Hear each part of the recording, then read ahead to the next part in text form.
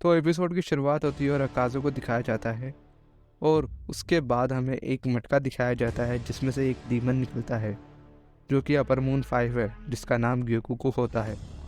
और वह बोलता है कि 90 साल हो गए आपको देखे बिना लॉर्ड अकाज़ा। मैं आपके बारे में चिंतित था, मुझे लग रहा था कि आप हार गए।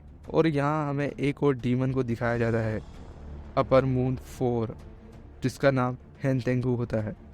और वो बोलता है कि हमें लास्ट बार 113 साल पहले बुलाया था। यह अकाज़ा नाकीमे से पूछता है कि क्या लॉर्ड मुजान यहाँ हैं।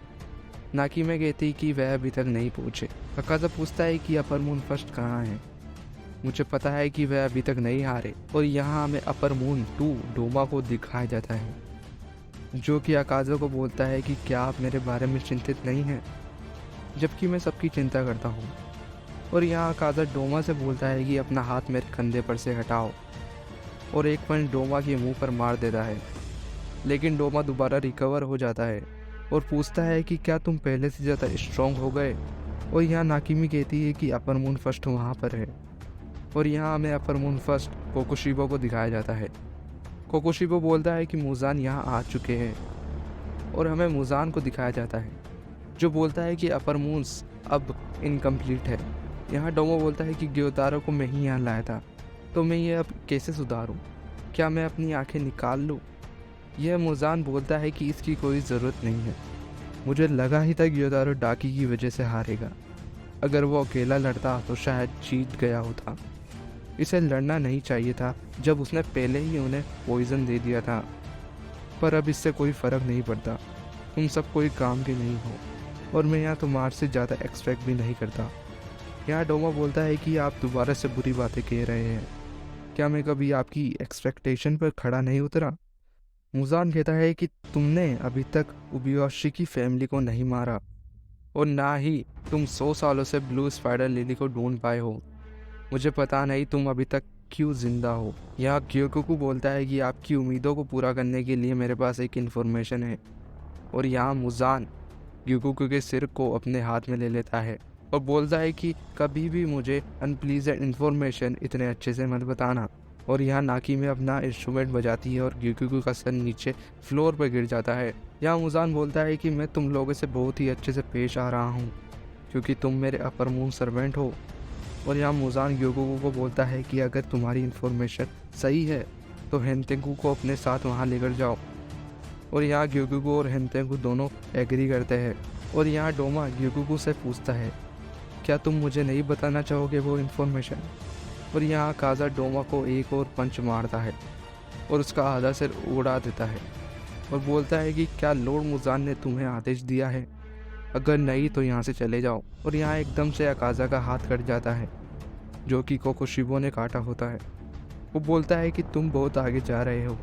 मुझे डर है कि तुम्हारी इन हरकतों से रैंकिंग में कुछ गड़बड़ हो सकती है। और अगर तुम हमें रिप्लेस ही करना चाहते हो तो तुम ब्लड कॉम्बैट की रिक्वेस्ट डाल सकते हो। डोमा कहता है कि अगर ये रिक्वेस्ट डाल भी दे तो ये हम दोनों को नहीं रिप्लेस कर पाएगा। मैं इनके बाद डीमन बना था, लेकिन मैं इनसे भी तेज़ी से रैंकिंग में आगे आ गया। यहाँ कोकोशिबो बोलता है कि हमें अपने से नीचे वाले रैंकिंग पर प्यार से पेश आना चाहिए, ना कि उनसे नफरत करनी चाहिए। क्या तुम समझ गए अकाज़ा? अकाज़ा बोलता है मैं समझ गया। यहाँ अकाज़ा बोलता है कि मैं तुम्हें एक दिन मार डालूंगा। कोकोशिबो बोलता है कि अपना 100% देना। और यहाँ सभी अपर मून्स एक एक करके केसल से चले जाते हैं। यहाँ हमें तांजीरो के ड्रीम में दिखाया जाता है, जहाँ एक आदमी बरामदे में बैठा है और वो एकदम कोकोशिबो की तरह लग रहा है, जो कि तांजीरो के फादर से बात कर रहा है। यहाँ तांजीरो के फादर कहते हैं कि मुझे माफ़ कर दो क्योंकि मैंने आपको यहाँ बुलाया अपने बच्चे को देखने के लिए। यहाँ वो उसे नाश्ता ऑफ़र करता है। वो बोलता है कि हम आपके ऋणी हैं, अगर आप यहाँ नहीं होते तो शायद इस बच्चे का जन्म नहीं होता। यहाँ आदमी कहता है इसकी कोई ज़रूरत नहीं, तुम्हें लग रहा है कि मैं कुछ स्पेशल हूँ, पर मैं नहीं हूँ। मैं उनमें से किसी को नहीं बचा सका जो मेरे लिए इम्पोर्टेंट थे। मैं इस लाइफ में वो सब करने में असमर्थ था जो मुझे करना चाहिए था। मैं वह आदमी हूँ जिसकी कोई वैल्यू नहीं है। और यहाँ तांजीरो के डैड उसे ऐसा बोलने से मना करते हैं। और यहाँ तांजीरो का सपना टूट जाता है और उसे बेड पर लेटे हुए दिखाया जाता है और वह बोलता है कि क्या यह सपना था। और यहाँ हमें कनाओ को दिखाया जाता है, जो बताती है कि फ़ाइट के बाद तुम 2 महीने से बेहोश थे। मुझे खुशी है कि तुम उठ गए। यहाँ कानाओ को पहली बार बोलते हुए दिखाया जाता है। यहाँ हमें एक काकुशी को दिखाया जाता है जिसका नाम गोटो होता है। वह तांजीरो के लिए केसला लाया होता है और वह तांजीरो को देखकर कानाओ पर चिल्लाता है कि अगर ये उठ गया तो हमें बताया क्यों नहीं, और वो बाहर जाकर चिल्लाता है कि तांजीरो उठ गया। यहाँ ओई तांजीरो को बोलती है कि मुझे खुशी है कि तुम उठ गए, और वो ओई को शुक्रिया बोलता है और पूछता है कि बाकी सब कहाँ हैं। यहाँ गोटो बताता है कि जेनित्सु 2 दिन पहले ही ठीक हो गया था और वह अभी मिशन पर गया है, और साउंड आशिरा अपनी पत्नियों के साथ चले गए थे। और यहाँ ओई बताती है कि इनोस्को की बॉडी से पॉइजन नहीं जा रहा था और ना ही वह ब्रीदिंग टेक्निक से अपने ब्लड को रोक पा रहा था। और यहाँ तांजीरो बोलता है कि शायद मुझे भ्रम हो रहा है कि इनोस्के सीलिंग पर चिपका हुआ है।